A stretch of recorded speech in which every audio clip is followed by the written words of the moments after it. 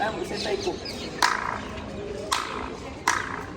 वाह 500 या क्या बात है। चलने का साउंड, कैमरे का साउंड अच्छा। हो जाता था। आर्मी वहाँ हाई अलर्ट हो जाती थी, तो अच्छा दूर तक साउंड जाती थी उसकी। वॉल्यूम वहाँ तक जाता था डोर तक, तो जोर से स्टोन के हैवी रोलर्स वहाँ से रोल्स डाउन करते थे। हाँ। लेफ्ट और राइट से हॉट ऑयल और हॉट वाटर, अगर अच्छा। एनिमी साइड से चलते थे तो हाँ। ऑयल और वाटर में स्लिप करते थे।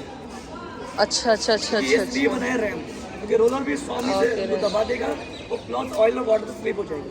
ठीक है,